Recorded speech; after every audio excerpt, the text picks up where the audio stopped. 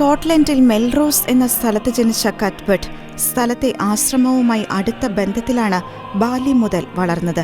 ഒരു രാത്രി ആടുകളെ കാത്ത് പ്രാർത്ഥനയിൽ മുഴുകിയിരിക്കുമ്പോൾ വിശുദ്ധ ഐഡാന്റെ ആത്മാവ് മാലാഖമാരുടെ അകമ്പടിയോടുകൂടി സ്വർഗത്തിലേക്ക് പോകുന്ന ഒരു ദർശനം യുവാവായ കത്ബർട്ടിന് ഉണ്ടാവുകയും ഈ കാഴ്ച കത്ബർട്ടിനെ മെൽറോസ് ആശ്രമത്തിൽ ചേരാൻ നിർബന്ധിക്കുകയും ചെയ്തു. ആശ്രമത്തിൽ തീക്ഷ്ണമായ പ്രാർത്ഥനാ ജീവിതം നയിച്ച അദ്ദേഹം ഗുരു മരിച്ചപ്പോൾ ആശ്രമശ്രേഷ്ഠനായി തിരഞ്ഞെടുക്കപ്പെട്ടു. സ്ഥലത്തും പരിസരങ്ങളിലും ഉണ്ടായിരുന്ന അന്ധവിശ്വാസങ്ങൾ നീക്കാൻ അദ്ദേഹം അവിശ്രാന്തം പരിശ്രമിച്ചു. കൂടുതൽ ഏകാന്തതയ്ക്കായി അദ്ദേഹം ലിൻഡിസഫാൻഡിൽ നിന്ന് ഫാൻട്രീബിലേക്ക് പോയി സ്വയം അധ്വാനിച്ച് ജീവിച്ചു.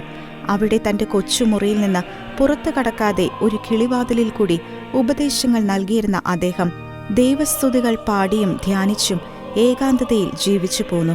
അങ്ങനെയിരിക്കെ ലിൻഡിസഫോണിലെ ബിഷപ്പായി തിരഞ്ഞെടുക്കപ്പെട്ട അദ്ദേഹം തപോനിഷ്ഠയ്ക്ക് തെല്ലും കുറവ് വരുത്താതെ തൻ്റെ ഇടയജോലി അഭംഗുരം നിർവഹിച്ചു. അനുസ്യൂതമായ പ്രാർത്ഥനാ ജീവിതത്തിൻ്റെ ഉടമയായിരുന്ന വിശുദ്ധ കത്ബർട്ട് 2 കൊല്ലത്തെ ഭരണം കഴിഞ്ഞ് ഫാൻഡ്വീബിലേക്ക് മടങ്ങിപ്പോയി അവിടെ വെച്ച് കർത്താവിൽ അന്ത്യനിദ്ര പ്രാപിച്ചു.